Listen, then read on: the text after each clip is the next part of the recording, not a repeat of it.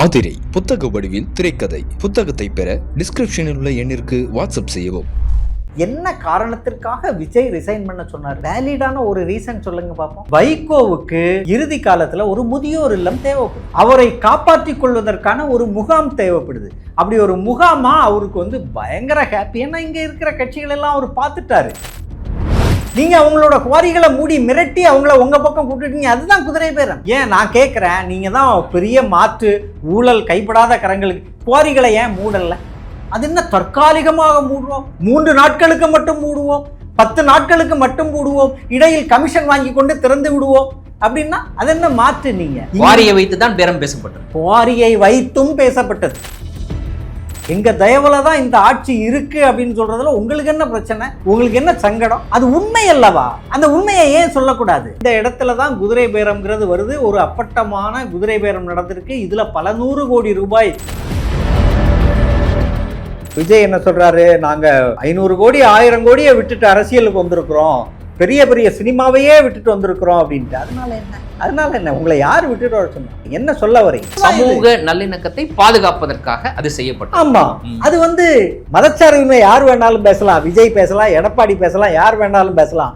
பாசிச எதிர்ப்பு பேச முடியாது. ஒன்னால பாசிசம் பாயாசம் தான் சொல்ல முடியும். இதுதான் இந்த வெறுப்புக்கு காரணம். பெரிய கிரிமினல் பேக்ரவுண்ட் உள்ள ஆட்கள்லாம் பின்னாடி கவர்மெண்ட்டுக்கு பின்னால் இருக்காங்களோ அப்படின்றது தோணுது. இதில் பார்த்தீங்கன்னா அந்த ஒன்றிய அரசிட்ட இருந்து எஸ்கேப் ஆகக்கூடிய, அல்லது ஒன்றிய அரசுக்கு என்ன நீ சீரியஸாக எடுத்துக்காத, நீ சீரியஸாக எடுத்துக்கிட்டாதான் திமுக மாதிரி நான் சீரியஸான ஆள் இல்லை, எதையுமே நான் எதிர்க்க மாட்டேன், எல்லாத்தையுமே ஒத்துப்பேன், திமுக மாதிரி எங்களையெல்லாம் ரொம்ப சீரியஸாக பார்க்காதீங்க அப்படின்றத மறுபடி உணர்த்திக்கிட்டே இருக்கிறார். கிறிஸ்தவராக தன்னை அடையாளம் காட்டிக் கொள்ளக்கூடிய விஜய் ஒரு இந்துத்துவ ஆர்வலர், பிஜேபி சப்போர்ட்டர் அப்படின்றத நாம் எப்படி நிறுவ முடியும்? இப்படி தான் நிறுவ முடியும். இதுக்குன்னு சில சிம்டம்ஸ் இருக்குது. அந்த சிம்டம்ஸ் தான் நான் பட்டியலிட்டேன். அரண்சை நண்பர்களுக்கு வணக்கம். அரண்சை ஊடகம் சுயேட்சையாக இயங்குவதற்காகவே உருவாக்கப்பட்டது. நாம் செய்கிற வேலை உண்மையிலேயே மக்களுக்காக செய்கிறோம் என்பதை நீங்கள் நம்பினால், வாய்ப்பு இருந்தால் இந்த ரேசர் பே கியூஆர் கோடுக்குள்ளே நீங்கள் அதை ஸ்கேன் பண்ணி எங்களுக்கு உங்களால் இயன்றதை விருப்பம் இருந்தால் ஆதரவு தெரிவிக்கலாம். வணக்கம், இது அரண்சை. நான் ஹசீஃப். இன்று நம்மோடு மூத்த பத்திரிகையாளர் அருள் எழிலன் இணைந்திருக்கின்றார். அவரை வரவேற்போம். வணக்கம். வணக்கம். தமிழக அரசியல் ஒரு பரபரப்பாக போயிட்டு இருக்கு. அதை எல்லாத்தையும் நீங்கள் பார்த்துக்கிட்டு இருப்பீங்க அப்படின்னு நினைக்கிறேன். முன்னெப்போதும் நடைபெறாத பல விஷயங்கள் தமிழக அரசியலில் நடந்துக்கிட்டு இருக்கு. அரசியலுக்குன்னு ஒரு மாண்பு இருக்குது. மற்ற மாநிலங்களை நம்ம கேட்டிருப்போம் இந்த மாதிரியான விஷயங்கள் நடந்திருக்கிறது. முதல் முறையாக தமிழகத்தில் நடைபெறுவதை நம்ம பார்க்குறோம். பிற கட்சிகளில் இருந்து சட்டமன்ற உறுப்பினர்கள் பதவியை விலகி கொண்டு இங்கே வர்றது, அப்படியாக வரக்கூடியதை நியாயப்படுத்தக்கூடிய வகையில் சில தலைவர்கள் பேசுவது. குறிப்பாக நான் சமீபத்தில் சொல்லணும்னா, மதிமுகவுடைய பொதுச் செயலாளர் வைகோ அவர்கள் வெளிப்படையாக குதிரை பேரம் நடைபெற்றதை நியாயப்படுத்தக்கூடிய வகையில் அவர் பேசினதை நம்ம பார்க்குறோம். இதெல்லாம் ஒருபுறம் இருக்க, இப்போது தாவேகா தரப்பில் இருந்து திமுக மீது ஒரு குற்றச்சாட்டு வைக்கப்படுது. எங்களுடைய சட்டமன்ற உறுப்பினர்கள் பதவி விலக ஒரு சிலர் முயற்சி செய்தார்கள், அதற்கு பின்னாடி திமுக இருக்கும் அப்படின்ற மாதிரி டவுட்டெல்லாம் அவங்க எழுப்பியிருக்கிறாங்க. இது தொடர்பாக யூடியூபர் திருநாவுக்கரசு அப்படின்ற ஒருத்தரை சென்னை காவல்துறையினர் கைது செய்திருக்கிறார். இதனுடைய தொடர்ச்சியாக இப்போது அமைச்சர் சிடி நிர்மல்குமார் பேசியிருக்கக்கூடிய கருத்து, அது ரொம்ப முக்கியமான ஒன்று. முன்னாள் முதலமைச்சர் திமுகவினுடைய தலைவர் ஸ்டாலின் குறித்து அவர் தெரிவித்திருக்கக்கூடிய அந்த கருத்து அப்படின்றது, அதை நீங்கள் எப்படி பார்க்குறீங்க?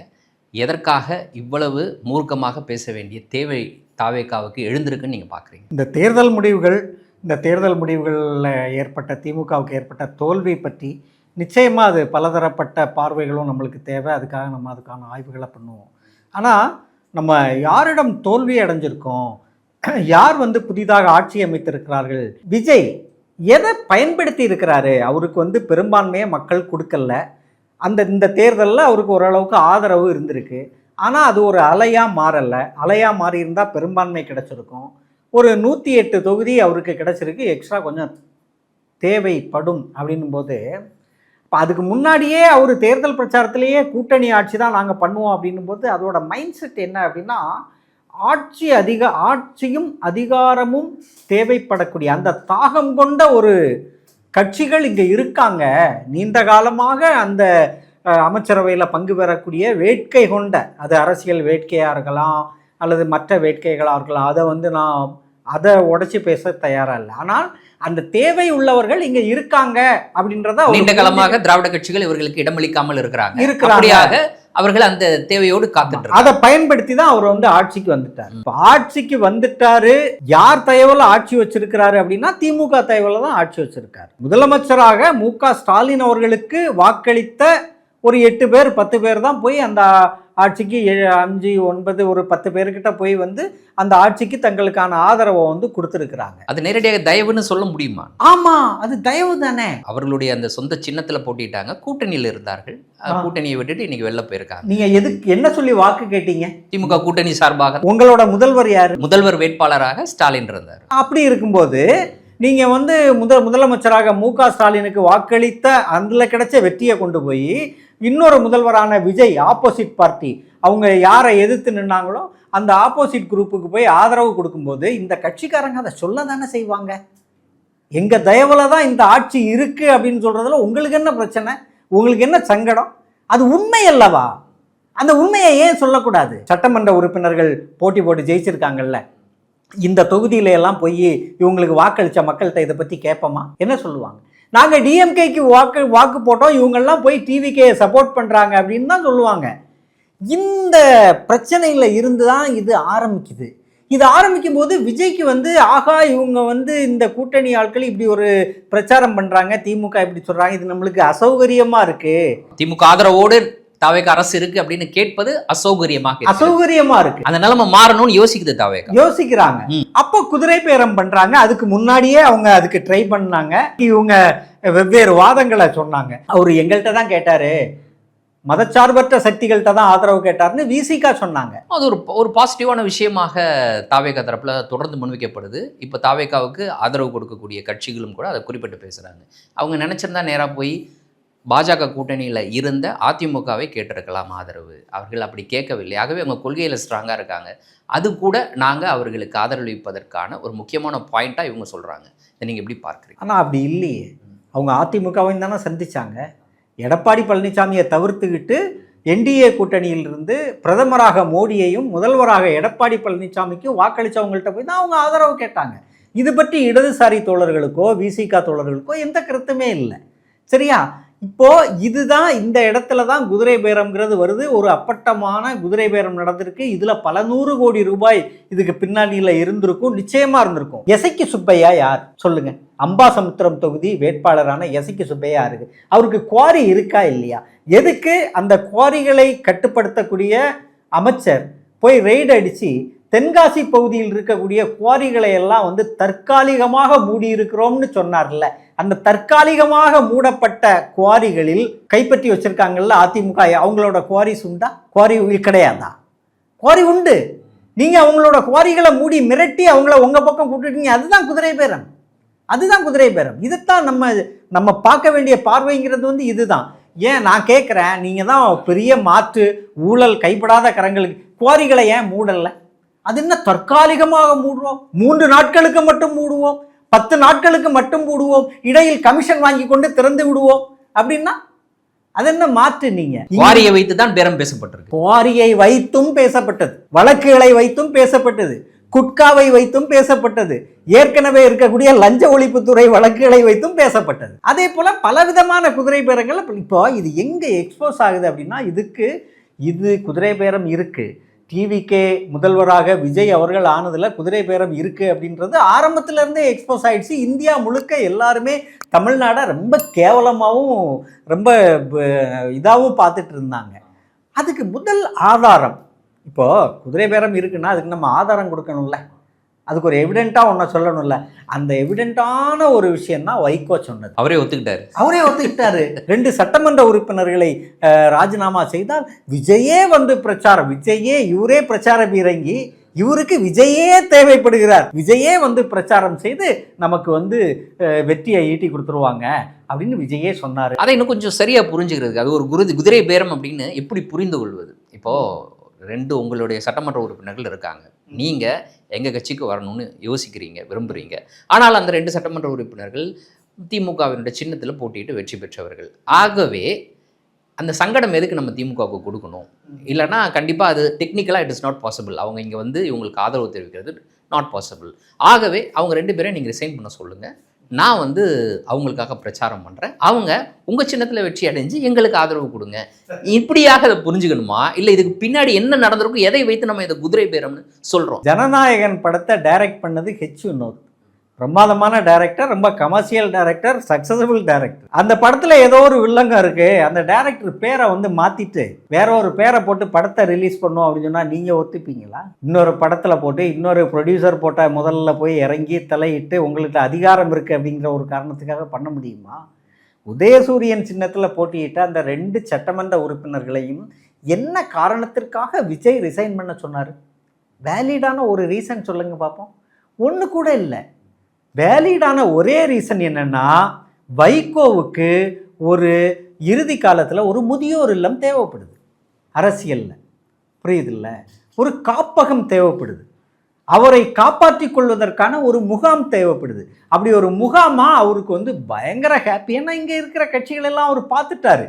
1994 கட்சி ஆரம்பித்து 96 முதல் தேர்தலிலேயே படுதோல்வி அடைந்தவர் வைகோ. ஒரு ஆக்டிவ் பொலிட்டீஷியனாக இருந்த காலத்திலேயே அவருடைய கட்சி தோற்று விட்டது. ஒரு ஆக்டிவான நபராக, ஒரு பார்லிமெண்ட்டில் முழங்கக்கூடிய மிகச்சிறந்த பேச்சாளராக வைகோ இருந்தப்பயே அவர் கட்சி தோற்றுடுச்சு. தமிழ்நாடு மக்கள் நிராகரித்து விட்டார்கள் வைகோவையும் அவரோட கட்சியையும். அப்போது தன்னோட அரசியல் வாழ்க்கை ஆல்மோஸ்ட் முடிஞ்சிடுச்சு, இதுக்கு மேலே ஒன்றுமே இல்லை அப்படின்னு இருந்தவருக்கு திடீர்னு ஒரு நம்பிக்கை வெளிச்சம் போல், ஒரு மறுவாழ்வு மையம் போல் டிவிகே விஜய் வந்தவுடன் டப்புன்னு அங்கே ஜம்ப் ஆகுறாரு.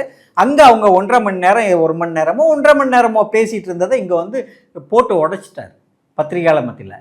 அவங்க கூப்பிட்டு திட்டிருக்காங்க. ஏன் கூப்பிட்டு பேசுனாங்க சார், உங்கள்கிட்ட சொன்னாங்க பர்சனலாக ஆஃப் த ரெக்கார்ட் 1000 விஷயம் பேசுவோம், பத்திரிகையாளர் உங்களுக்கு தெரியாததில்லை, ஆஃப் த ரெக்கார்டு 1000 விஷயம் பேசுவோம், அதை போய் இப்படியா பத்திரிகையாளர்கிட்ட சொல்கிறது அப்படின்னு சொல்லி கடிந்து கொண்டார். திட்டமிட்டு சொல்லியிருக்கிறார். அதை எப்படி புரிஞ்சுக்கிறது? இல்லைன்னா உளறிட்டாரா? உளறி இருப்பார். விஜய் வந்து ஒரு நெருக்கடியில் சிக்க வைக்கணும், அந்த மாதிரி அப்படிப்பட்ட ஒரு எண்ணம், அப்படிப்பட்ட வேற ஒரு திட்டம், அந்த மாதிரி ஏதாவது இருக்குதா அவருக்கு? திட்டம் இருக்குமா என்ன அப்படின்றது தெரியாது. ஆனால் நாளைக்கு அவர் சிக்க வைப்பார். அவர் நீங்கள் வைகோ வந்து எங்கே போனாலும் அந்த சேர்ற இடம் வந்து சிக்கலாயிடும். ரெண்டாவது, அவர் ஆரம்பத்தில் இருந்தே டிவிக்கு முதல்ல அவர் விசிகே தாங்க அட்டாக் பண்ணுறாரு. என்ன, ஒன்றுமே இல்லாத கட்சிக்கெல்லாம் 8 சீட்டு, ஒன்றுமே இல்லாத கட்சிக்கெல்லாம் 10 சீட்டுனா யாரை சொல்கிறாரு? திருமாவை சொல்கிறாரு, விடுதலை சிறுத்தைகளை சொல்கிறாரு. அப்புறம் அதுக்கும் அவர் வருத்தம் தெரிவிக்கல, அதை நான் அவங்கள சொல்லலை அப்படிங்கிற மாதிரி சொல்கிறாரு. அப்புறம் விஜயை டைரெக்டாகவே சொல்கிறாரு, ரிசைன் பண்ணிட்டு பண்ண சொல்லுங்கள், நான் வந்து பிரச்சாரம் பண்ணுறேன்னு சொன்னார். அதுக்கு பிறகு மறுநாள் அதை மாற்றி சொல்கிறார், அப்படி சொல்லலை அப்படின்னு. அப்போ இந்த இடத்துல தான் திமுக ஒரு எவிடன்ஸ் இதுக்கு கிடைச்ச பிறகு ஆளுநர் மாளிகைக்கு போகிறாங்க. போய் இவங்க மேலே முதலமைச்சர் மீது நடவடிக்கை எடுக்கிறதுக்கு அனுமதி கொடுங்க அப்படின்ட்டு. வைகோ மேலே நடவடிக்கைனா எடுத்துடலாம், ஒரு மூத்த தலைவர், டிஎம்கே அதை பண்ண மாட்டாங்க. ஆனால் அவருக்கு மேலே நடவடிக்கை எடுக்கிறதுக்கு ஆளுநரோட அனுமதி தேவையில்லை. அது போலீஸ் கம்ப்ளைண்ட் பண்ணுவாங்க, இல்லை கோர்ட்டில் போய் ஏதோ ஒன்று ஃபைட் பண்ணுவாங்க, அது அப்படி போகும். ஆனால் முதல்வர் மீதே நடவடிக்கை கேட்கிறது திமுக. இந்த விஷயத்தில் குதிரை பேரம் நடந்திருக்கு, சொன்னவர் முதலமைச்சர் விஜய், அதனால நடவடிக்கை வேணும், நீங்கள் அனுமதி கொடுங்கன்னு ஆளுநர் மாளிகைக்கு போகிறாங்க. சட்டப்படி அனுமதி கோர வேண்டும், அதற்காக கேட்குறாங்க. உடனே அதுக்கு ஆப்போசிட்டாக தான் இவங்க இந்த செந்தில் பாலாஜி உருட்டை வந்து கொடுக்குறாங்க. என்ன ஆதாரம்? இப்போ எவிடென்ட்டாக வந்து வைகோ குதிரை பேரம், விஜய் குதிரை பேரம் நடத்தினார் வைகோ மூலமாக அப்படின்ட்டு நீங்கள் பத்திரிகைகளில் சொன்னது வந்து கொட்டி கிடக்கு. உங்களோட ஒரிஜினல் வீடியோ, ஒரிஜினல் வாய்ஸில், உங்களோட பிம்பத்தில் நீங்கள் தான் பேசுனது வாக்கு மூலமாக பதிவாயிருக்கு. செந்தில் பாலாஜி குதிரை பேரம் நடத்தினார் அப்படின்றதுக்கு என்ன ஆதாரம் இருக்குது? சிவசங்கரை அலைய விட்டுருக்கீங்க, அமைச்சர், முன்னாள் அமைச்சர் சிவசங்கர் அவர்களை. அவர் டிபார்ட்மெண்ட்டில் ஏதோ ப்ராப்ளம்ட்டு இது பண்ணுறீங்க. சிற்றரசு எம்எல்ஏ அவர் விளக்கம் கொடுத்துருக்காரு, இன்றைக்கி அவர் மேலே ஒரு குற்றச்சாட்டு. ஆக மொத்தத்தில் இவங்க அந்த திமுக மேலே ஒரு கரப்ஷன் குற்றச்சாட்டை சொல்கிறாங்க. இப்படித்தான் பிஜேபி, ஆர்எஸ்எஸ், ஆம் ஆத்மி உட்பட பல்வேறு சக்திகள் இந்த கரப்ஷன் அப்படின்ற கமிஷன் கரப்ஷன் அப்படின்ற ஒரு ஸ்லோகனை வச்சு தான் இங்கே இருந்தக்கூடிய எதிர்ப்பு இயக்கங்களை வந்து நசுக்கிறதுக்கும், எதிர்ப்பு இயக்கங்களையும் தேசியங்களை முன்னெடுக்கக்கூடிய மாநில கட்சிகளை நசுக்கிறதுக்கும் நீண்ட காலமாக பயன்படுத்தப்பட்ட ஒரு ஸ்லோகன் வந்து கமிஷன் கரப்ஷன். அதைத்தான் இன்றைக்கி வந்து டிவிக்கே பயன்படுத்துகிறாங்களே தவிர இவங்க ஒன்றும் ஊழலெல்லாம் ஒன்றும் ஒழிச்சிடலை, அப்படியெல்லாம் ஒன்று. அது போல தான் இருக்குது. அதோட வடிவங்கள் சில இடங்களில் மாறி இருக்கு. நேரடியாக வாங்கினது வேறு மாதிரி வாங்குறாங்க, வெளியே போய் வாங்குறாங்க. ஊழல் இல்லாமல் தமிழ்நாடு அரசு இயங்கிட்டு இருக்கு. கரப்ஷன், இவர் சொல்கிறாருல வைகோ கமிஷன் கரப்ஷன் ஒழிக்கப்பட்டு விட்டது. எங்க ஒழிஞ்சது? ஒரு இடமும் ஒளியல்ல, அப்படியே தான் இருக்கு. தத்துவார்த்தமா புரிதல் இருக்கக்கூடிய ஒரு தலைவர், அவருக்கு தெரியாத இந்த சமூகத்தினுடைய ஒரு பகுதி தான் கரப்ஷன். அதை மாற்ற வேண்டும் என்றால் சமூக மாற்றம் நிகழணும் அப்படின்னு. மறுவாழ்வு அரசியல் மாற்றம் நிகழக்கூடாது, சமூக மாற்றம் நிகழணுன்ற புரிதல் கூட இல்லாமல் அவர் பேசுறாரு அப்படின்ற மாதிரி எல்லாரும் யோசிக்கிறாங்க. இப்போ ஒருத்தரை கைது பண்ணியிருக்கிறாங்க சென்னையில், திருநாவுக்கரசு அப்படின்ற ஒருத்தர். அவர் வந்து ஊத்தங்கரை சட்டமன்ற உறுப்பினர், தாவேக்கு அவருடைய சட்டமன்ற உறுப்பினருக்கு தொடர்ந்து அவர் வந்து ப்ரெஷர் கொடுத்துட்டு வந்தார், நீங்கள் வந்து கட்சி மாறணும் அப்படின்ற குற்றச்சாட்டில் கைது செஞ்சுருக்கிறாங்க. நீங்கள் சொல்வது போல் செந்தில் பாலாஜி, அப்புறம் இப்போது இந்த கைது, இந்த மாதிரியான விஷயங்கள்லாம் எதற்காக இன்னைக்கு ஒரு பூதாகரமாக தாவேக்கா தரப்புலேருந்து முன்வைக்கப்படுது? சார், இதில் ஒரு ஸ்கிரிப்ட் இருக்குது சார். ஒரு நேத்தோ முந்தானத்தோ நினைக்கிறேன், மின்சாரத்துறை அமைச்சர் அவர் மின்சாரத்துறையில் இருக்கக்கூடிய ஊழல், அதில் இருக்கக்கூடிய பிரச்சனைகள், அதை மட்டும் அவர் வந்து கவனிக்கிறதே கிடையாது. ஒரு இடமும் மின்சாரம் கிடையாது. நேற்று கூட அவ்வளோ மின்வெட்டு. இதை பற்றி கேட்டால் வந்து நீங்கள் இதுக்கு தான் குளத்தூரில் தோத்தீங்க, ஏன்னா இப்படியே தான் பேசிகிட்டு இருந்தார். அவர் நேற்று ஒரு ப்ரெஸ் மீட்டில் வந்து இந்த நொடி வரை, இந்த நிமிஷம் வரை அதிமுகவும் திமுகவும் ஆட்சி அமைக்கிறதுக்கு ட்ரை பண்ணிட்டு இருக்காங்க அப்படின்னு சொன்னார் ப்ரெஸ் மீட்டில். அதே நேரம் வேற ஏதோ ஒரு லேடி, என் கணவர் இந்த லயோலா காலேஜில் படித்தவர்னு சொல்லக்கூடிய அந்த அவரை வந்து காணவில்லை, காவல்துறையினர் 2 நாட்களாக திருநாவுக்கரசு அவர் காவல்துறை அவரை கடத்தி சென்று வந்து எங்கோ வைத்திருக்கிறார்கள், எங்கே வைத்திருக்கிறார்கள் தெரியலைன்னு அந்த லேடியும் சொன்னாங்க. அதுக்கு பிறகு இன்னைக்கு பார்த்தா இந்த திருநாவுக்கரசு தான் மிரட்டி வந்து செந்தில் பாலாஜிக்காக பல எம்எல்ஏக்கள்கிட்ட பேரம் பேசினார் அப்படின்ற மாதிரி சொல்கிறாங்க. இந்த திருநாவுக்கரசு யாருன்னு எனக்கு தெரியல. அவர் ஒரு வியூக வகுப்பாளரா, இல்லை வந்து இந்த எலெக்ஷன் ஒரு யூடியூபர், இந்த மாதிரி எலெக்ஷன் தொடர்பாக கருத்து கணிப்புகள் எடுக்கக்கூடிய நபர், அப்படியான நபர் அவர். அப்படின்னா அவங்க பல விதமான வேலைகள்ல இருப்பாங்க. ஒரு இதுல கன்சல்டேஷன் ஒர்க் இதெல்லாம் பண்றாங்க. இதோட உண்மை தன்மைகள் எதுவும் நமக்கு தெரியாது. ஆனா இது எந்த மாதிரி சூழல்ல இப்படி ஒரு நேரேஷன் செட் பண்றாங்க அப்படின்னு தான் பார்க்கணும். வைகோ இது போன்ற ஒரு வாக்குமூலத்தை சொல்லி திமுக அதற்காக களமிறங்கி ஆளுநர் மாளிகையை சந்தித்து முதல்வர் மீது நடவடிக்கை எடுப்பதற்கு அனுமதி கொடுங்கள்னு கேட்கும் போது இதை கொண்டு வைக்கிறாங்க. புரியுதுங்களா? இதுக்கு கவுண்டரா இதை வைக்கிறாங்க. அதுக்கு கவுண்டரா இதை வைக்கிறாங்க. இதைத்தான் நாம வந்து புரிந்து கொள்ள வேண்டிய ஒரு விஷயம். நிர்மல்குமார் ஒன்று சொல்றாரு பாருங்க, தயவு செய்து அரசியலில் இருந்து ஒதுங்கி விடுங்கள். யாரை சொல்றாப்புல? முன்னாள் முதல்வர் மு.க. ஸ்டாலின் அவர்களை சொல்றாராம். திரு மு.க. ஸ்டாலின் அவர்களே, தயவு செய்து அரசியலில் இருந்து ஒதுங்கி விடுங்கள். கடந்த 5 ஆண்டுகளில் மக்களுக்கு செய்த கெடுதலுக்காக மக்களிடம் மன்னிப்பு கேட்டுவிட்டு அரசியலில் இருந்து ஒதுங்கி விடுங்கள். முதலமைச்சராக இருந்தவர் இதற்கு முன் தோற்று இருக்கிறாரா? இது மக்கள் உங்களுக்கு கொடுத்த பாடம், இதற்கு மேலாவது திருந்துங்கள். அப்படி முதலமைச்சராக இருந்தவங்க இதுக்கு முன்னாடி தோத்தது இல்லையா? அதுவே தவறான கூற்று. ஒரு கட்சியோட ஒரு 2ஆம் மட்ட தலைவர் பேசுற மாதிரியா இருக்குது. அரசியல்ல இருந்து ஒதுங்கிடணுமா? இது RSS உடைய குரல், இது பிஜேபியோட குரல். நிர்மல்குமார் என்பவர் RSS வந்து RSS-ஆல் உற்பத்தி செய்யப்பட்டு பிஜேபிக்குள்ள அனுப்பப்பட்டு பிறகு பிஜேபியிலிருந்து டிவிகேக்கு அனுப்பப்பட்டிருக்கிறார். நிச்சயம் அவர் டிவிகேயின் மிகப்பெரிய சாபக்கேடா தான் அவர் இருப்பாரு. திமுக மீதான தனிப்பட்ட வன்மம், RSS-க்கும் பாஜகவுக்கும் இருக்கக்கூடிய தனிப்பட்ட வன்மத்தை நிர்மல்குமார் இன்னைக்கு வந்து அவர்களுடைய வாய்ஸா பேசுறாரு. நீங்க நிச்சயமா இல்லைன்னா இப்படி ஒருத்தர் பேசவே முடியாது. புரியுதுல? இப்படி ஒருத்தர் அரசியலில் இருந்து ஒதுங்கி எதுக்கு ஒதுங்கணும்? இப்படி ஒரு சொல்லலாம். முதல்ல எதுக்காக சொல்லலாம்? யாரு நீ? அரசியலில் இருந்து ஊழல் குற்றம் சுமத்தப்பட்டு தண்டனை பெற்று அதுக்கு பிறகு மீண்டும் வந்து அரசியல் செய்கிறார்கள். அவர்களையெல்லாம் வந்து இப்படி சொல்லல, அவர்களுக்கு எதிராக இப்படிப்பட்ட ஒரு கருத்து வெளியில வரல. குற்றம் சுமத்தப்பட்டு தண்டனை பெற்று தண்டனை முடிந்து வெளில வந்திருக்கவங்களா இருக்காங்க. விஜய் என்ன சொல்றாரு? நாங்க 500 கோடி 1000 கோடியை விட்டுட்டு அரசியலுக்கு வந்திருக்கிறோம், பெரிய பெரிய சினிமாவையே விட்டுட்டு வந்திருக்கிறோம் அப்படின்ட்டு. அதனால என்ன உங்களை யார் விட்டுட்டு வர சொன்னா? என்ன சொல்றீங்க? என்ன சொல்ல வரீங்க? நாங்கள்லாம் பெரிய பணக்காரர்கள், அதையெல்லாம் விட்டுட்டு வந்திருக்கிறோம், நாங்கள் அரசியலில் வந்து திருட மாட்டோம், திருடவும் விட மாட்டோம், திருடினவங்களை விடவும் மாட்டோம் அப்படின்னு சொல்கிறாருல்ல. அதில் இன்னொன்றும் ஒளிஞ்சிருக்கு. அதில் நான் திருட மாட்டேன் அப்படின்னா நான் பெரிய பணக்காரன், எனக்கு திருட வேண்டிய அவசியம் இல்லை, என்கிட்ட 10,000 கோடிக்கு சொத்து இருக்குது அப்படின்னா சொத்து இல்லாதவன் திருடுவான், ஏழைகள்லாம் திருடுவான் அப்படின்னு தானே சொல்ல வரீங்க? அதுதான் இது. ரெண்டாவது, இந்த நிர்மல்குமாரோட இந்த வெர்ஷன் இருக்குல்ல, இந்த வெர்ஷனுக்கு பின்னால் இருக்கக்கூடிய மனநிலை இருக்குல்ல, அது வந்து ஸ்டாலின் வெறுப்பு, திமுக வெறுப்பு. ஏன் வெறுப்பு?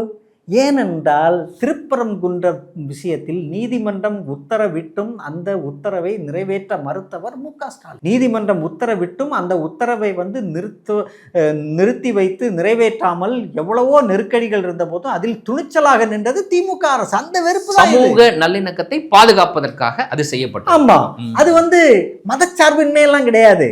இது ஒரு டுபாக்கூர் இது. அதை தோழர் மருதையன் ரொம்ப அழகா பேசியிருக்காரு. மதச்சார்பின்மையெல்லாம் கிடையாது, பாசிச எதிர்ப்பு. மதச்சார்பின்மை யார் வேணாலும் பேசலாம், விஜய் பேசலாம், எடப்பாடி பேசலாம், யார் வேணாலும் பேசலாம். பாசிச எதிர்ப்பு பேச முடியாது. ஒன்னால பாசிசம் பாயாசம் தான் சொல்ல முடியும். இதுதான் இந்த வெறுப்புக்கு காரணம். ஏன் இவங்களுக்கெல்லாம் ஸ்டாலின் மேல திமுக மேல இவ்வளவு வெறுப்பு வருது அப்படின்னா, இந்த விஷயத்துல காங்கிரீட்டா தங்களோட கொள்கைகளை பேசி எஸ்ஐஆர் வந்துதான் அதை எதிர்க்கிறாங்க. அப்புறம் ஆக்டிவா ஒர்க் பண்றாங்க. குடியுரிமை திருத்த சட்டம் வந்ததுன்னா முதல் போராட்டம் இங்க இருந்து வருது. பாசிச பாஜகங்கிற குரல் முதலாக தமிழ்நாட்டில இருந்து வருது. சரிங்களா? இந்த வெறுப்பு தான் நிர்மல்குமாருக்கு இதுல இருக்கு. அதனாலதான் நீங்க அரசியலை விட்டு போயிடுங்க அப்படின்னு. பாஜகவில் இருந்தபோது அவர் பதிவிட்டதெல்லாம் இன்னமும் இருக்குது. ராகுல் காந்தியை இழிவுபடுத்தி, ராகுல் காந்தி அவரோட அக்கா தங்கச்சி பொண்ணோட இருந்தது, குழந்தையோட இருந்ததையே வச்சு கேவலமா பதிவிட்டவர் நீ.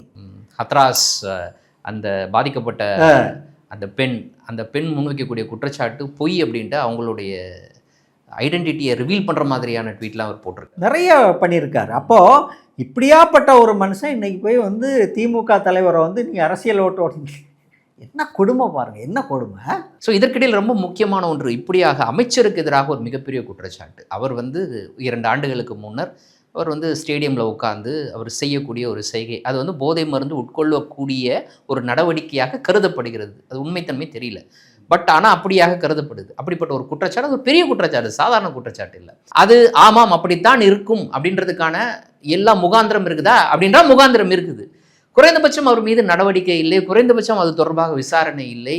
கூட இருக்கக்கூடிய கட்சிகள் தரப்புல இருந்து இன்னைக்கு வெளியிலேருந்து ஆதரிக்கக்கூடிய உள்ளேருந்து ஆதரிக்கக்கூடிய கட்சிகள்லேருந்து எந்த அழுத்தமும் இல்லை. ரொம்ப சிம்பிளாக இதை கடந்து போகிறாங்க. தமிழ்நாட்டில் இன்றைக்கி திமுக மட்டும் ஆங்காங்கே ஆர்ப்பாட்டம் நடத்துகிறாங்க. அந்த ஆர்ப்பாட்டத்திற்கு கூட அனுமதி இல்லை, அனுமதியை மீறி ஆர்ப்பாட்டம் நடந்துகிட்டு இருக்குது. அப்போ இவ்வளோ பெரிய விஷயத்தை ரொம்ப சாதாரணமாக கடந்து போகிறாங்க. இன்னொன்று, டெல்லிக்கான தமிழ்நாட்டினுடைய பிரதிநிதியாக நியமிக்கப்பட்டவர் தொடர்பாக எழுந்திருக்கக்கூடிய சர்ச்சை, அதை பற்றி கண்டுக்கவே இல்லை, யாரும் அழுத்தம் கொடுக்கல, கடந்து போகிறாங்க. வைகோ அவர்கள் வெளிப்படையாக சொன்ன இந்த கருத்து யாரும் எதிர்க்கலை, அப்படியே கண்டுக்காமல் போகிறாங்க. என்ன நடக்குது? இது எப்படி புரிஞ்சுக்கிறது? ஒரு பெரிய சினிமா பின்னணி உள்ள பாலிவுட் சினிமாவில எல்லாம் பெரிய மாஃபியா கேங்ஸோட தொடர்புகள், அந்த மாதிரி ஒரு இல்லீகல் குரூப் தமிழ்நாடு கவர்மெண்ட்டை கைப்பற்றியிருக்காங்க. அவங்கள்ட்ட எந்த வெளிப்படைத்தன்மையும் இல்லை, எந்த பொலிட்டிக்கலான ஒரு இதுவும் இல்லை. அது மாதிரி ஒரு சூழலில் இந்த அமைச்சர் இந்த மாதிரி பொடி தட்டுறாரு இல்லையா, கிரெடிட் கார்டை வச்சு. உண்மையிலே அங்கே குழந்தை இல்லை. சரி, ஒரு குழந்தைக்கு மாத்திரை உடைக்கணும் அப்படின்னா கூட நம்ம எப்படி உடைப்போம்? ஒரு 500 ரூபா தாளை எடுத்து உள்ளே இதை வச்சு இந்த ஃபோனை எடுத்து இப்படி அடித்தா உடஞ்சிருமே. இங்கே இருக்குமே சேரோட மூடி இருக்குல்ல, அந்த மூடியில் இப்படி வச்சு இப்படி தட்டுனா மாத்திரை உடஞ்சிரும், அவ்வளோதான். அதை தட்டி கொடுக்க வேண்டியதுதானே. அது என்ன காடை வச்சு அடிக்கிறது? அது அப்படிதான் நான் நினைக்கிறேன். அப்புறம் அவர் மேலே ஒரு குற்றச்சாட்டு வந்துடுச்சு. அந்த குற்றச்சாட்டுக்குன்னு ஒரு ப்ரொஃபைல், ஒரு புரோட்டோக்கால் இருக்குது. அவரை மெடிக்கல் டெஸ்ட்டுக்கு உள்ளாக்கணும். யூஸ் பண்ணால் அதோட லேயர்ஸ் நுரையீரல், வயறு அது பகுதிகளில் இருக்குது அப்படின்ட்டு இருக்கும் அப்படின்னு சொல்கிறாங்க. இதெல்லாம் ஒரு பக்கம் இருக்க, அவரை எந்த இதுவுமே சொல்லாமல் அவரை அப்படியே வச்சு பாதுகாக்கக்கூடிய இந்தியா வரைக்கும், வட இந்தியா வரைக்கும் ரிபப்ளிக் சேனல்லே போட்டு நாரடிச்சிட்டானுங்க இதை. அப்போது உனக்கு கூச்ச நாச்சமே இல்லாமல் அவரை மினிஸ்டர்ல வச்சுட்டு எதையுமே நீக்காமல் அப்படி வச்சுட்டு அதை எல்லாமே டைவெர்ட் பண்ணுறதுக்காக இப்படி ஒரு குற்றச்சாட்டை கிளப்புறாங்க. குதிரை பேரத்தில் திமுக ஈடுபட்டது அப்படின்னு. குதிரை பேரத்தில் திமுக ஈடுபடுறதுக்கான அவசியம் என்ன? என்ன தேவை? சாத்தியமா? முதல்ல சாத்தியமா? போதுமான இடங்கள் இருக்கா? 1-2 பேரை கொண்டு எப்படி ஆட்சி அமைக்க முடியும்? அப்புறம் இன்னொன்று, உன் எம்எல்ஏ அவ்வளோ முட்டாளா? என்ன, வெறும் ஒரு 50-60 சீட் வச்சிருக்கிற ஒரு கட்சிக்கு போய் ஒரு எம்எல்ஏ போயிட்டு தன்னோட அரசியல் வாழ்க்கையை மொத்தமும் கெடுத்துக்கிற அளவுக்கு ஒரு முட்டாள் எம்எல்ஏயா வச்சிருக்கீங்க. ஆக மொத்தத்தில் நம்ம என்ன நினச்சோம் அப்படின்னா, இவங்க பிளாக்ல டிக்கெட் விற்றவங்க, பொறி உருண்டை விற்றவங்க, போஸ்டர் ஒட்டினவங்க, பால் ஊற்றினவங்க, பாலாபிஷேகம் பண்ணவங்க கட் அவுட்டுக்கு, அப்படி தான் நினச்சிட்டு இருந்தான். ஆனால் அதில் ஒரு பெரிய கிரிமினல் பேக்ரவுண்ட் உள்ள ஆட்கள்லாம் பின்னாடி கவர்மெண்ட்டுக்கு பின்னால் இருக்காங்களோ அப்படின்றது தோணுது. ஒன்று. ரெண்டாவது, விசிகா சொன்ன, கம்யூனிஸ்டுகள் சொன்ன, காங்கிரஸ் சொன்ன, மறுபடியும் அதில் தான் வந்து நிற்கிது மதச்சார்பின்மை. இதில் பார்த்தீங்கன்னா அந்த ஒன்றிய அரசிட்ட இருந்து எஸ்கேப் ஆகக்கூடிய, அல்லது ஒன்றிய அரசுக்கு என்ன நீ சீரியஸாக எடுத்துக்காத, நீ சீரியஸாக எடுத்துக்கிட்டாதான் திமுக மாதிரி நான் சீரியஸான ஆள் இல்லை, எதையுமே நான் எதிர்க்க மாட்டேன், எல்லாத்தையுமே ஒத்துப்பேன், திமுக மாதிரி எங்களையெல்லாம் ரொம்ப சீரியஸாக பார்க்காதீங்க அப்படின்றத வந்து மறுபடி உணர்த்திக்கிட்டே இருக்கிறாப்புல. அந்த நியமனங்களை நீங்கள் பார்த்தீங்கன்னா ஆரம்பத்தில் இருந்தே பார்த்தீங்கன்னா நாடாளுமன்ற தேர்தலை அவங்க எதிர்கொள்ளலை, சட்டமன்ற தேர்தல் மூலமாகத்தான் அவங்க அரசியலுக்கு வர்றாங்க. தங்களோட கட்சி பேரில் தமிழகம் அப்படின்ற, நியாயமாக தமிழகம்னு வைக்கக்கூடாது. ஏன்னா ஆளுநர் RN ரவி தமிழ்நாடு என்ற வார்த்தையை பயன்படுத்தக்கூடாது, தமிழகம் என்ற வார்த்தையை தான் பயன்படுத்தணும்னு சொன்னார். இவங்க அதை ஏற்றுக்கிட்டு தமிழகம்னு வைக்கிறாங்க, தமிழ்நாடுங்கிறத அவாய்ட் பண்ணுறாங்க. ஒன்றிய அரசுங்கிற வார்த்தையை இப்போ பயன்படுத்துறது இல்லை, இந்திய அரசு மத்திய அரசுன்னு இப்போ பயன்படுத்துகிறாங்க, அதையும் ஸ்கிப் பண்ணிட்டாங்க, தமிழகம் வச்சாங்க. ஒரு டெல்லி பிரதிநிதியாக ஒரு ஸ்காலரை, ஒரு பொலிட்டிக்கல் ஸ்காலரை, ஒரு நல்ல முகமாக இருக்கக்கூடிய பிரச்சனைகளை கூர்மையாக எடுத்து சொல்லி மத்திய மாநில அரசுகளுக்கு இடையிலான ஒரு உறவு பாலமாக இருக்க வேண்டிய ஒரு ஆளுக்கு அங்கே கொண்டு போய் ஒரு சினிமா ப்ரொடியூசரை போட்டு வச்சுருக்காரு. அதுவும் அவர் கர்நாடகாவை சேர்ந்தவர். இல்லை, அதை கேட்டால் அவரா கர்நாடகாலாம் இல்லை, ஆந்திராங்கிறாங்க. அது ஏதோ கர்நாடகா போல. என்ன எல்லாம் என்ன போய் எதிர்ப்பியா? அப்போ யாருக்கிட்ட எதிர்ப்பு? நான் திமுக கிட்ட கற்று காட்டுவேன். அப்போது ஒன்று வந்து அது ஹாப்பி ஆக்குது இல்லை பிஜேபியை. நான் திமுக கிட்ட சீரியஸான முகம் காட்டுறேன், திமுகவை பழி வாங்குறேன்.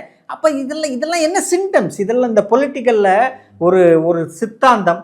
விஜய் ஒரு பிஜேபி சப்போர்ட்டர், விஜய் ஒரு ஜோசப் விஜய் என்று மைனாரிட்டி பேரை வச்சிருக்கக்கூடிய ஒரு கிறிஸ்தவராக தன்னை அடையாளம் காட்டி கொள்ளக்கூடிய விஜய் ஒரு இந்துத்துவ ஆர்வலர், பிஜேபி சப்போர்ட்டர் அப்படின்றத நாம் எப்படி நிறுவ முடியும்? இப்படி தான் நிறுவ முடியும். இதுக்குன்னு சில சிம்டம்ஸ் இருக்குது. அந்த சிம்டம்ஸ் தான் நான் பட்டியலிட்டேன். என்ன டெல்லி பிரதிநிதி இது பண்ணுறீங்க, இப்போ அந்த ராம்ஜி திட்டத்தை ஏற்றுக்கிட்டீங்க, 100 நாள் வேலை திட்டத்தை ஏற்றுக்கிட்டீங்க. ரொம்ப முக்கியமாக மும்மொழி கொள்கையை ஏற்றுக்கல. ராஜ்மோகன் சொல்கிறாரு இருமொழி கொள்கை தான் எங்களோட கொள்கைங்கிறாரு.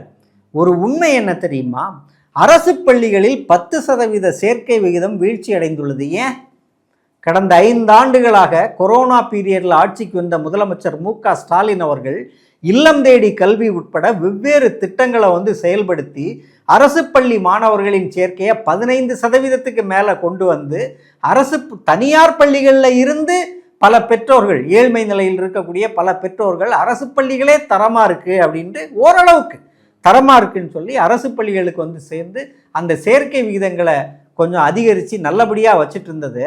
ராஜ்மோகன் வந்து கரெக்டாக ஒரு 40 நாளில் 10% மேலே சேர்க்கை விகிதம் வீழ்ச்சி அடைந்திருக்கு அரசு பள்ளி. அவர் ஒரு பேட்டியில் சொல்கிறாரு, அரசு பள்ளிகளும் தனியார் பள்ளிகளும் என் இரு கண்கள், நான் அதுக்காக என் வரி பணத்தில் நீ அதுக்காக சம்பளம் வாங்குறேன். எது கரப்ஷன்? இதுதான் சார் கரப்ஷன்.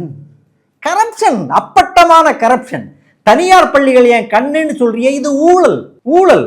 ஏன் எப்படி பேசுறீங்க? இதுக்கு பின்னால என்ன இருக்கு? மக்களோட வரிப்பணத்துல நீங்க ஊதியம் பெறுகிற அமைச்சர் அப்படின்னா அரசு பள்ளிகள் மட்டும்தான் உங்க கண்ணா இருக்கணும். தனியார் பள்ளிகள் உங்க கண்ணா இருக்கா, இதா இருக்கா, அதெல்லாம் இங்க மேட்ரு கிடையாது. தனியார் பள்ளி கொள்ளக்காரன். என் குழந்தைய நான் தனியார் பள்ளியில தான் படிக்க வைக்கிறேன், ஆனால் தனியார் பள்ளிகளை அரசு கொண்டாடக்கூடாது. அது நான் செலவு பண்ண நான் படிக்க வச்சுப்பேன், அவ்வளவுதான். அரசுக்கு அது வேலை இல்லை. அரசு பள்ளிகளை ஊக்குவிக்கணும், அரசு பள்ளிகளை இது பண்ணணும். ஆனால் இங்கே 10% சேர்க்கை விகிதம் படு வீழ்ச்சி அடைஞ்சிருக்கு. தனியார் பள்ளிகள் அனுமதி இருக்குல்ல, அவ்வளவு பள்ளிகளுக்கு இந்த 40 நாட்கள்ல அனுமதி கொடுத்துருக்காங்களாம், தனியார் பள்ளிகளை, சிபிஎஸ்இ பள்ளிகளுக்கு. அப்போது மும்மொழி கொள்கையை ஏற்றுக்கல, ஆனால் சிபிஎஸ்இ பள்ளிகளுக்கெல்லாம் நான் அனுமதி கொடுப்பேன் அப்படின்னா என்ன கதை இது? மும்மொழி கொள்கையை பின்பற்றக்கூடிய சிபிஎஸ்இ பள்ளிகளுக்கு எண்ணிக்கை அதிகமாகுது. அது என்ன கதை? அது மும்மொழி கொள்கையை ஏற்றுக்கொண்டது தானே, அது PM ஸ்ரீ திட்டத்தை ஏற்றுக்கிட்டது தானே. ஆக மொத்தத்தில் இவங்க இந்த திருடன் ஓடுறான் பாருன்னு சொல்கிறாங்களே, அவனை நம்பவே கூடாது. அவன் வேற எதையும் உள்ள ஒரு டெக்னிக் வச்சுட்டு ஒரு வேலையை பார்த்துட்டு இருக்கிறான்.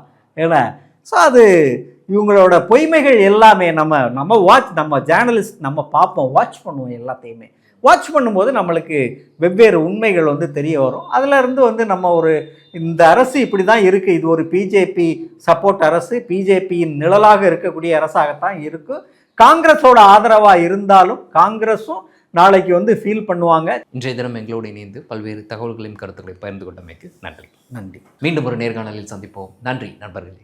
ஆதிரை புத்தக வடிவில் திரைக்கதை புத்தகத்தை பெற டிஸ்கிரிப்ஷனில் உள்ள எண்ணிற்கு வாட்ஸ்அப் செய்யவும்.